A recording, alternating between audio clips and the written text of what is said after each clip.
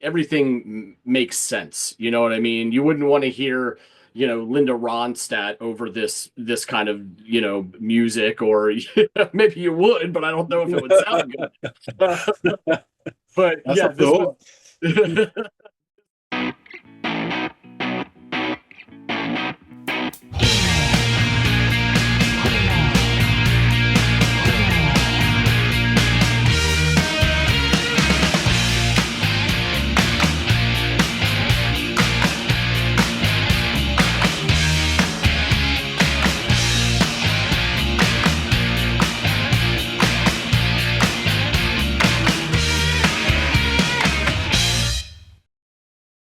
Hey everybody out there, welcome back to another episode of the Audiophiles. I'm Andy, that is John, and it is time to listen to some music.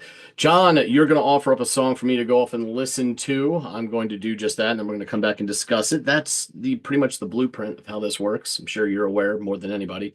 What have you got in store for me today, sir? So they've got a band called The Charlottes.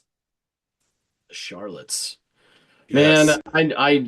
I'm like near 100% sure I've never heard this band before in my life, and yet that name is so seemingly obvious for a band name for some reason that I'm like, oh, sure, I've heard of them, but I don't think I have. So, yeah, there's probably flying blind here. So, what's the name of the track by the The track Charlotte? the track is called A Liar, Fire. Okay. as in pants on fire. Yes, yes, yes. Very pointed, that name, Liar. Let me go off, give this thing a go, and I will come back with nothing but the truth.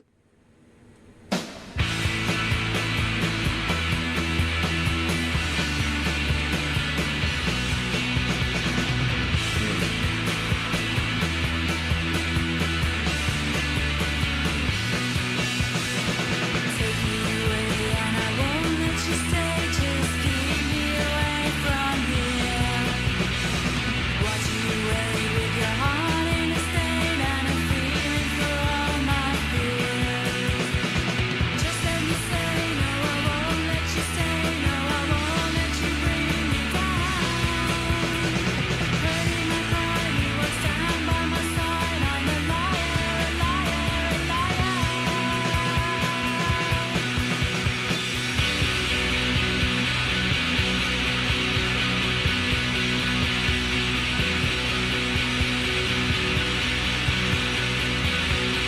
Hmm. Huh. It's interesting. Yeah, the instantly the drums and the guitar stand out to me. You've got just this bombastic, loud, well, varying degrees of loud because we get treated instantly to what sounds like the verse, goes into the chorus. She repeats that refrain. I think she says, "I'm a liar, a liar, a liar," which is interesting because I thought that the liar was going to be the subject, that the song was about, like the other individual, not the self. But it sounds like that's what we're getting here. I'm not picking up on the lyrics a lot. They're not super clear. She's got kind of this slightly, for the most part, she picked it up when she hit the chorus there. But it's kind of slightly subdued.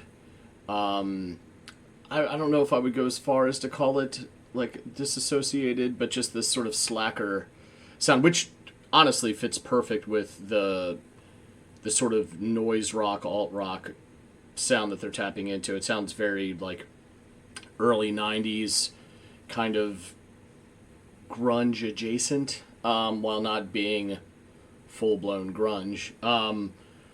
But yeah, it's I'm not catching all of the lyrics, but that sounds like it sounds like she's pointing that at herself, or maybe it's sort of like, I'm a liar because that's what you've called me, or that's what you've designated me as. So that's interesting. And then after that, we get this really interesting post-chorus bit where the chords are just chopping away on that distorted guitar to the point where it's almost gonna like fly off the handle. But the drums kind of bring it back as best they can, as it kind of resolves, and I assume goes back into the next verse. Yeah, interesting sound so far. I'm enjoying it. I'd like to see how it progresses from here.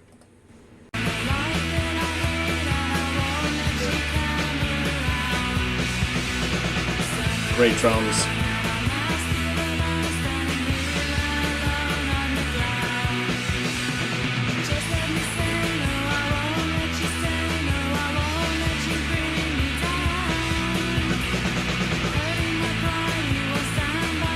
There's a lot of this, what John calls that sort of machine gun drumming or whatever. This rat-a-tat-tat kind of feels often, but not always, kind of snare driven. This song has that in spades. I'm always a fan of it. I know he is too. That explains a lot. Okay.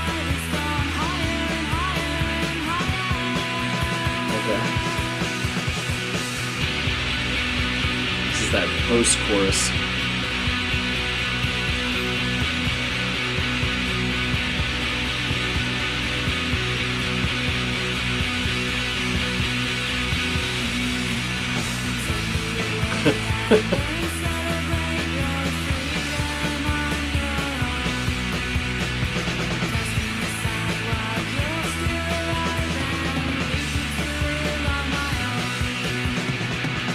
Great drums.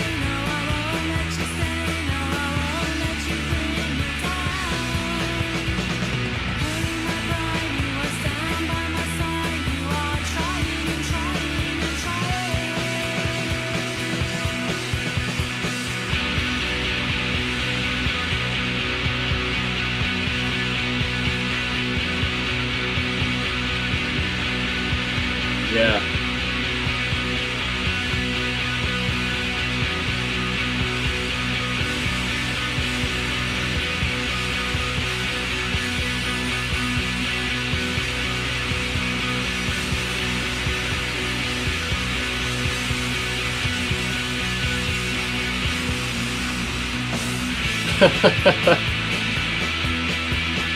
I don't know if it's the case because I'm not like timing it or checking the timestamp, but it feels like every time that post-chorus, most cacophonous portion of the song hits, they extend it or they let it like swell longer, which is interesting. Yeah, I'm digging it.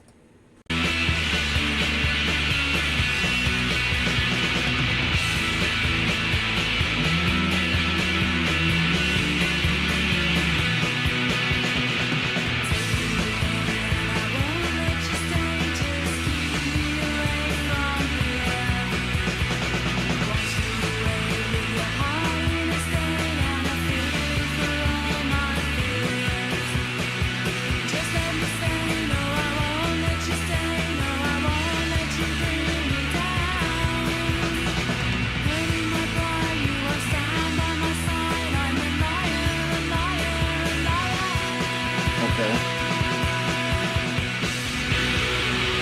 Ooh. Oh, goodness.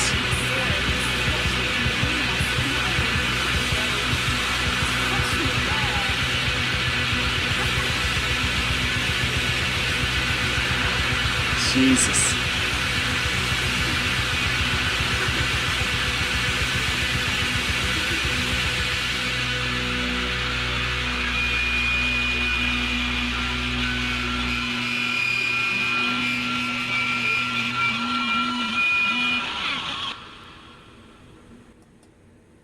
A couple little crackles there at the end of the speaker.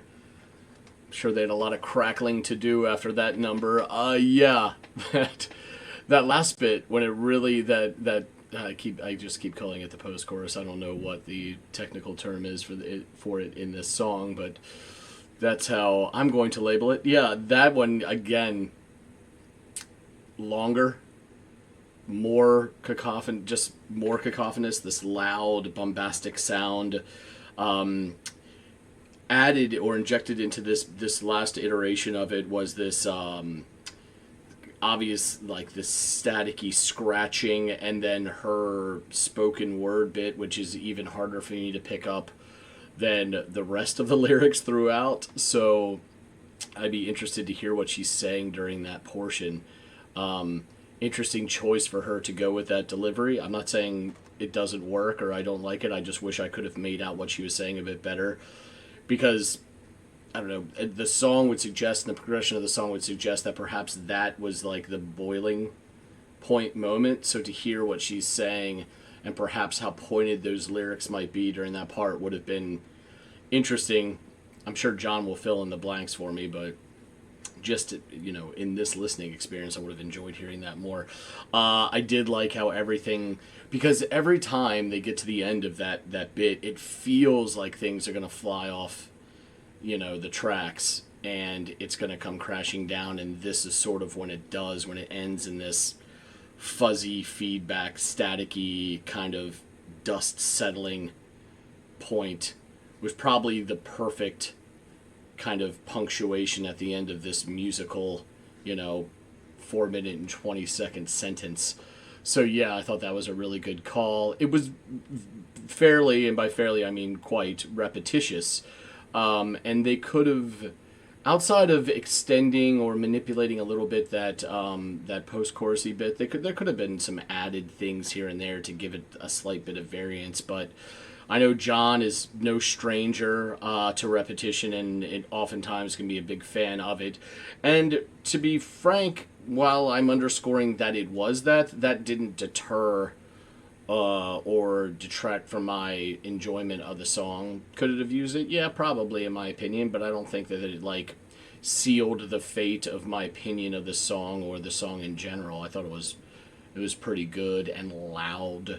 The drummer just constantly adding little fills and flourishes here and there to keep up his end of the couch. I mean, the drummer was, or her, I really don't know, but they were doing a fabulous job of keeping everything moving and kind of keeping everything from, while feeling a little wobbly, from flying completely off the track.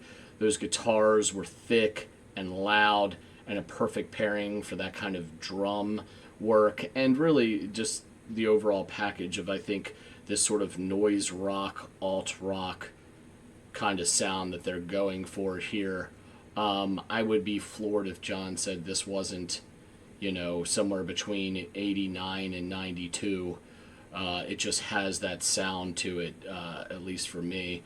But yeah, I've got questions, and I'm sure the man's got answers, so let's get back to John and chop this one up some more.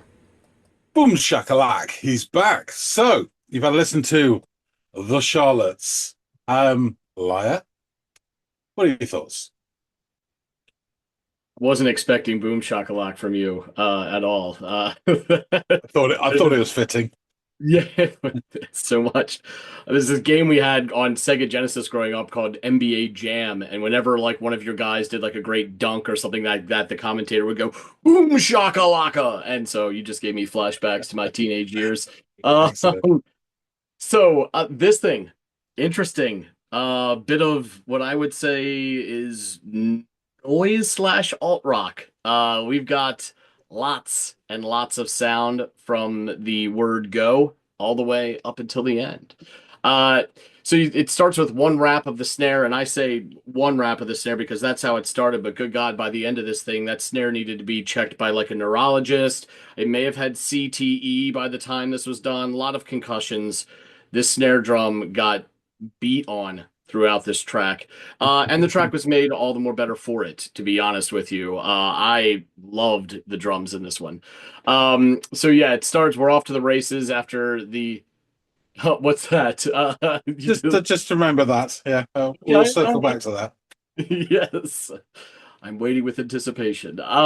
So yeah, we're off to the races after that one rap of the drum, and we get distorted guitar-driven progression with more of those drums hammering away. The singer joins in, and her delivery here is a bit. It is quintessential early '90s sounding vocal delivery. It's got a little bit of the slacker edge to it. It's somewhat disassociated, but surely subdued to some degree. It isn't really until she hits the repeat of the refrain during the chorus where she takes it up a little bit, but still nowhere near what I assume her ceiling would be. But this song doesn't call for it. In fact, what she's doing and her sound is like dovetails perfectly with the sound of the music here. So it's all everything makes sense. You know what I mean? You wouldn't want to hear Linda Ronstadt over this kind of music, or maybe you would, but I don't know if it would sound good. But That's yeah, a this was thought. this fit quite well. So I'm only catching bits and pieces of the lyrics because the noise is enveloping. And when I say the noise, I really mean the guitar and the drums. They're really swallowing up a lot of the oxygen in this musical room. But I do hear, I think, and you're going to probably correct me on some of this, but something to the effect of, no, I won't let you stay. I won't let you bring me down. Hurting my mind, you won't stand by my side. I am a liar, a liar, a liar. And I can already tell by your chuckles that that was probably at best a 60% translation from English to English on my part. But yeah, so interesting. I thought like I'm not gonna lie when liar sounds so accusatory, even standalone, without any context. So I felt that this was going to be something she was levying at someone else, but it sounded like she was obviously with the I am a liar. Now, that doesn't necessarily mean she's bought into the fact that she's a liar. Maybe she's saying, but in your eyes, I'm this liar, liar, liar. You know what I mean? Like, you've called me that. I may take issue with it, but in your eyes, I'm just this liar. I'm not really sure. Didn't catch enough of the lyrics to kind of iron out that possibility, but you can, connect those dots for me when we get to that portion of the episode. Interesting nonetheless.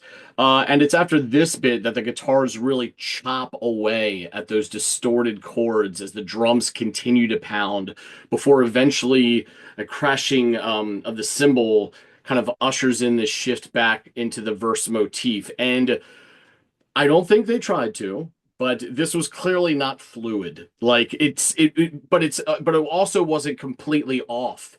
It has that just for that second where the drum kind of rights the ship, but in a very clunky, but maybe that's the only possible way you can do it fashion, brings back the verse sound. And that is, maybe some people would not like that. Maybe some people would love it.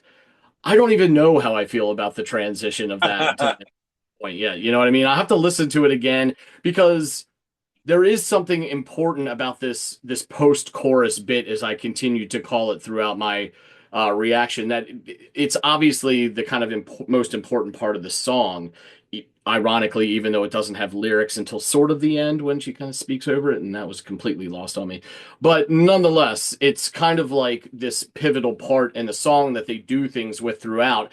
It's the only bit of variance throughout the entire track because it is very repetitive, which I'll get to. That's a fact. That's not a I'm not, Yeah. downplaying the song on account of that or anything. It's just it is what it is. So uh we go back to the verse, and I think it's around the 110 mark. I noticed this rat-a-tat-tat of that like machine gun, as you call it, sort of that machine gun snare work. We're both familiar with it. We're both quite fond of it. Kind of made me chuckle because I'm like, I know that's one of John's, things that he likes. So when I heard that, I was like, no, that checks out. So yeah, I heard it a lot throughout this track. This wouldn't be the first or last time that I heard it. But the drums, I mean, come on. There's a lot of little fills and flourishes throughout this thing that really add life. Whereas the guitar or guitars is more of this almost kind of a rhythmic instrument in itself, and that it just moves all of the sound forward. So it's nice that the little additions, and there are not many of them. So this is as close as we're going to get throughout this song. It comes in the form of this drum work and flourishes that they provide. We get treated to another chorus and that interesting post-chorus cacophony of unrelenting distorted guitar chords that press against the speakers like a wall of inevitability. Now, I don't know. I didn't time any of these or like watch the from the moment these post-chorus bits started to when they wrapped up, but it felt like each one was longer than the one before it.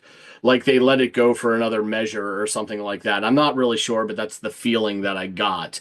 And with that, it became more and more uneasy as each of those, this flirtation with falling off the side of the cliff that its end has got more and more like iffy. It's like when we used to have this game called Sliders, where something like a little cylinder with a ball bearing, you'd sit on two ends of a dining room table and slide, and the idea was to get as close to the edge as possible without falling. It just seemed like we kept getting closer and closer to the precipice when you didn't think you could get closer than you did the last time. So that was a fun feeling and sound. Go ahead.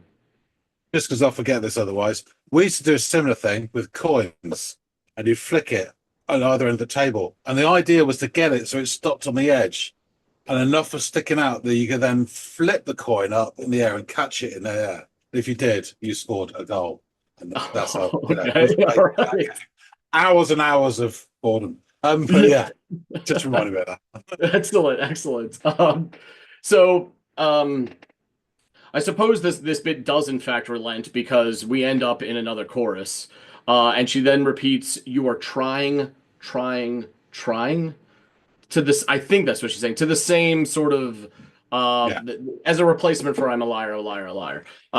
So this is followed by more of that noisy guitar hacking away at the soundscape, while the drummer provides splashes and crashes all around, creating even more noise and just I don't know, it just you know, I would call it tension, but it's beyond that. It's whatever the next level up for it, because it's all out of the box at this point. It's not something that's roiling underneath. It's just fucking out there.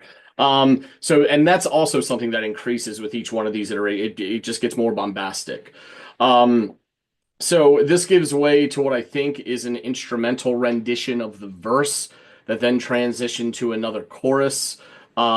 The final post-chorus bit only further adds to the noisiness, as I alluded to, these things grow, with a swelling sound of static and the lead singer delivering some spoken word lyrics that are completely lost on me. I kind of mentioned them briefly a moment ago. Yeah, I didn't catch any of this, and my only issue with that is like this seems like the pinnacle of one of the songs called Liar. So it sounds like a lot of like incendiary things are going to be discussed or brought up from a lyrical standpoint. And here, from a musical standpoint, it is the culmination of all of the tension created throughout this song, or all of the anger kind of built up and overflowing from the glass. And she delivers the lines in spoken word. Now, that's fine if you go that route, but at least make them discernible at that point, because I want to hear what you are like. I want to hear your sort of final, judgment via these lyrics. And they're coming up wildly short. Now they have a lot to compete with here because we've got drums going ape shit. We've got feedback and static and all of this extra noise that weren't even in the previous iterations of this part, it already being the loudest portion of the song, and this is the loudest one of them. So yeah, that was my only qualm, I think, with the entire song, was like, come on, I want to know what you're saying here. So this sort of, I'll use this word again, cacophony continues to grow to the point where these are almost agonized blasts of dissonant feedback and static laden friction until all of the sounds kind of come to an end, save for a little bit of crackling, as one would have in the wake of all of that sort of electronic sound and amps and all this stuff. So yeah, sounded great. We don't mind a little bit of repetition here at the Audiophiles, but I wouldn't have minded it if it had a little bit more at points here and there. Didn't take away from it for me, but I wonder if it wouldn't have enhanced it a little bit if they had done some other fun, even subtle little changes here and there through these verse portions and chorus portions. But I really did love the craziness and the loudness of that post-chorus bit. So yeah, that could have broken up a little bit of the samishness within the song, but aside from that, I thought it was really great. So yeah, angry guitars and pounding drums. I mean, this is the stuff rock and roll was built on. So, I'll take it. Tell me more though. Please explain these lyrics to me. So, a couple of things. They're not a very well known band at all. There's not a lot to go at here. So, I'll give you what I can. But yeah, it's interesting. The Charlottes, you think of maybe Charlotte Church, Charlotte Bronte, Charlotte Rampling with those eyes. I think of the Princess Charlotte, which is a pub in Leicester, which had some fantastic gigs. And you can see some really good bands there. usually for a fiver. So, brilliant. This is an instance that we've covered this before. Potato, potato. Um, this band early, and I would say in the first three shoegaze bands. So this is the Oh. beginning of shoegaze again, but this fits in with other stuff as well, which you might find interesting. So the Charlottes were an indie pop and shoegaze band from Huntingdon, which is not far away from me, and they're quite close to Cambridge as well. And they were formed in 1988. Initially, they were called the Giant Polar Bears. Hmm. They changed that. So they're Good. comprised of Petra Rodis, vocals, Mhm. Graham Gidio, guitar, David Fletcher, bass, and Simon Scott, drums. So they had a debut single, Are You Happy Now, in 1988. And then their debut album, Love Happy, came out the following year. And from that, they became a bit of a favourite for a short while of renowned DJ and godfather to the alternate music scene, Mr. John Peel. And so they scampered into his studios for a session in 1989. And on the back of that, they signed to Cherry Red label, which was a very good indie label at the time. They were tour buddies to Ride, who we've covered on the channel, and most of the late 80s shoegaze bands. The drummer, Simon Scott, was stolen by a band called Slowdive, who we've covered on Okay, this channel. yeah, I was gonna say that name sounds familiar. I wouldn't have guessed it, but I mean that makes now I understand why I felt like I've heard it before. Okay. Apparently, it was at a gig at the White Horse in Hampstead in 1990, where the Boo Radleys, who we've also covered, opened the three-band bill. And they actually left just after the official video to this single was shot. And the band actually split up right after they'd released a second album called Things Come Apart in 1991. So that's there is the 12-inch of Liar. And this is the second album, Things Come Apart, which has got Liar on it. And just to show you this, because on the inside, it's classic sort of shoegazy type pictures. There you see, there's a ticket ride. So yeah, and again, there you see that as well, ride. Yeah. Yeah, just really screams early 90s to me. Yeah, I was just gonna say, what was the year that was released, John? 1991. Ah, okay, good. And then the other thing, you said that they dissolved shortly after Simon left. Yeah. That I wonder if that was like hey, let's just mutually decide we're all done here for no other reason than we've had it, or like to me, I just one listen to the song, and though I've heard his work before, sounds wildly integral to the whole operation of this track, and I wonder if that is indicative of a larger thing where like he's kind of the backbone of the band. And to change him would change our sound potentially, or to find not that he's the best drummer ever, but maybe he's the best drummer for the sound that they're doing, and they couldn't find another replacement. Is there any real like explanation as to why they? Okay, Couldn't find anything. Interesting. But I'll circle back to him in a minute. Okay. So, of the album, which this is on, which I just showed you, All Music wrote, on the one hand, a shoegazing album par excellence, at least in its embrace of stun guitar shadings and effect pedals leading the way. Things is as much a straightforward indie pop release with hooks and sweetly voiced lead singer. Lead track and lead single Liar sums up the basic appeal of the band with both a catchy verse and a nicely aggressive guitar in the breaks, especially towards the end. And this is that swirling, building crescendo stuff, which hits you in waves. And I always think that really decent early shoegaze was best experienced live. It really was something else. And you get, again, this is potato, but you get tinnitus or tinnitus for about 3 days afterwards. And that's a sign of a good gig. Yeah. So yeah, just to sum up, because there isn't a lot to say about this. So singles and EPs, Are You Happy Now, 1988, Love in the Emptiness EP, 1990, Liar, 1990, the two albums, Love Happy, 1989, and Things Come Apart, 1991, and that's a lot of their output. Lyrics. There's not a page on Tinternet that has any reference to their lyrics whatsoever.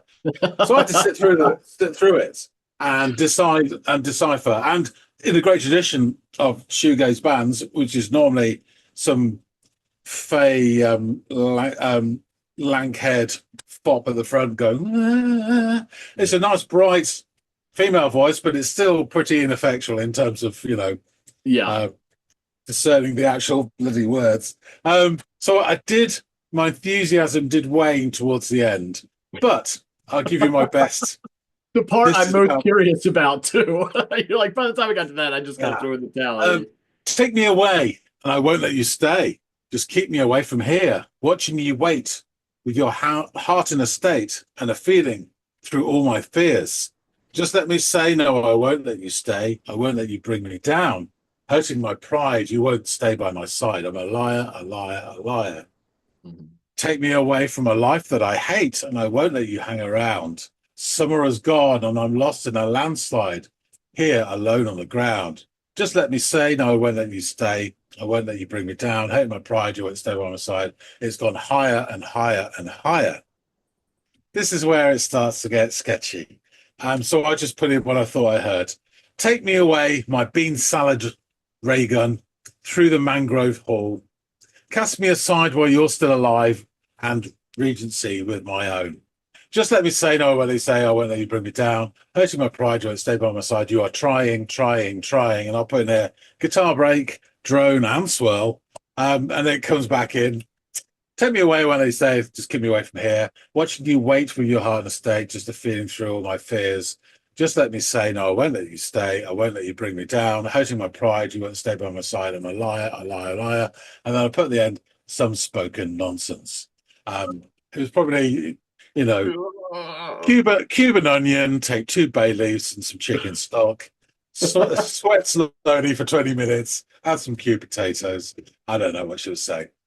So Did you mention a bean salad at one point in the it lyrics? just sounded like, Yeah, maybe bean that was the salad recipe ray gun. for the bean salad that she was spoken word.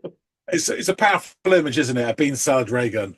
Yeah, Anyway, sounds right out of like Per Ubu's lyrics. That's why I chuckled. I was like, did Dave Thomas write that line?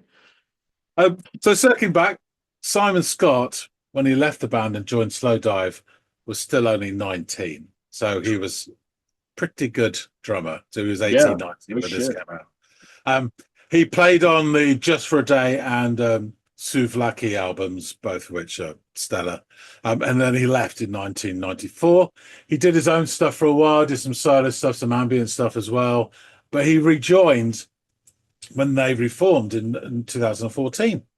And so he was the drummer that we watched and you watched on the Golden Hair live video that we both Mhm. admired so much when he transitioned from those padded mallets through to the sticks and gave all Okay, that yeah, atmosphere. That's the same guy as was playing on this. So I thought you would like. that is cool. The guitarist Graham and the singer Petra apparently are both teachers in London, but that's as much as I could find out. Just a one line there, so I don't know what they're doing at the moment. And there was a nice little comment down from this from Martin Deister, 1684, accept no substitute. And he put a little comment at the bottom of this video. Great to hear this again after so many years. I was the recording engineer on Things Come Apart, credited as Martin Dice. I checked in, and it is exactly what it says on the record. And I mixed the record as well. A few memories are Graham blowing up his Marshall during recording and me driving to the Marshall factory to get it fixed quickly and just being floored at how good Simon Scott was/is as a drummer. Sometimes he seemed to be playing about 8 things at once. So there you go. There's a guy who recorded it, was impressed. So Yeah. All that um, makes sense. It's kind of affirming to hear other people be like, yeah, this guy, and just in the context of now knowing I've watched him and heard him play yeah. before, it's like, yeah, okay. Clearly one of the greats. 18, 19 at this time, so Yeah. talent. The B-side of this features a spirited version of the song Venus, a song which was originally recorded by Dutch band Shocking Blue in 1969, but made famous by Bananarama, whose cover version of Venus reached #1 in 6 countries. Happily not the UK. including the USA. So you Yeah. suckers.